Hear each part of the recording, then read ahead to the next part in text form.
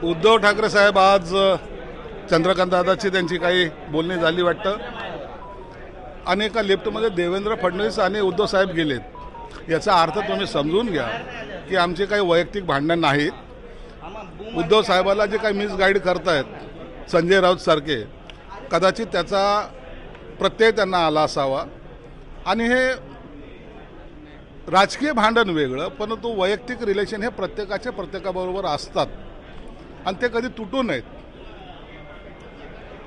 बाळासाहेब ठाकरे असे म्हणायचे की तुमचे कधीही पोटभेद असावेत पण मनभेद नसावेत। हे मनभेद नसावेत ते त्याचं उदाहरण आज तुम्हाला पाहायला मिळालं। महाराष्ट्राची संस्कृती जपायचं काम अशा नेत्याने केलं पाहिजे आणि त्याचा चांगला मेसेज हा समाजामध्ये जातो, म्हणून मी याला कोणताही गैर समजत नाही।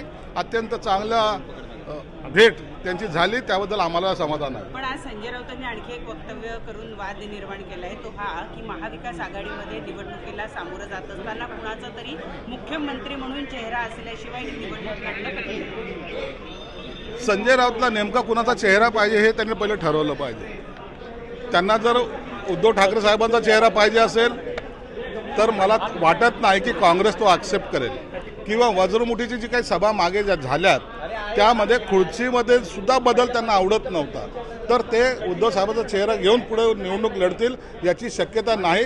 एक वेळेला ती आघाडी तुटेल, परंतु असा चेहरा समोर येणार नाही, हे तेवढं सत्य आहे। म्हणून जर तुम्ही यावर कोणत्याही काँग्रेस नेत्याची प्रतिक्रिया जर घेतली तर तो यावर काही भाष्यच करणार नाही, हे तेवढंच खरं आहे।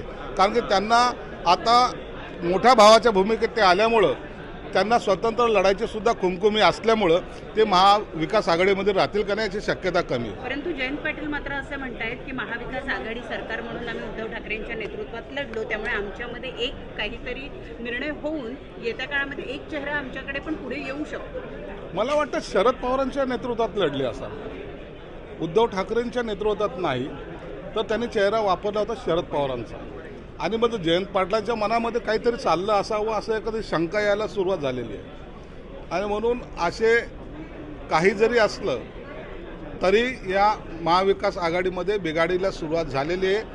संजय राऊतने त्याच्यामध्ये काडी टाकलेली आहे, आता ती आग कुठपर्यंत जाईल याचं काही नेम नाही। मुख्यमंत्री पदावरूनच 2019ला शिवसेना आणि उद्धव ठाकरे रवी राणा म्हणतात की एनडीए सोबत जातील, उद्धव ठाकरे एनडीए सोबत जातील, मोदींसोबत भविष्यात अशा काय हालचाल दिसतात का? रवी राणा काय बोलतो याला जास्त महत्त्व नाहीये। आता सगळेजण भविष्य सांगायला लागलेले, ते अशा भविष्य सांगण्यावर काही होत नसतं। याचा निर्णय हे महायुतीतले नेते हे घेत असतात आणि उद्धव साहेबांनी काय भूमिका घ्यावी हा त्यांचा प्रश्न आहे। म्हणून एक निश्चित आहे की ही महाविकास आघाडी आता टिकणं शक्य नाही आहे, याची सुरुवात आजपासून झालेली आहे। आज जे शेवटचं विधानसभेचं अधिवेशन आहे तसंच महायुतीचं त्या महाविकास आघाडीचं सुद्धा हे शेवटची युतीची पायऱ्यावर बसण्याचा हाचा प्रकार होता। यापुढं ते एकत्र दिसणार नाही असं भविष्यात दिसतंय।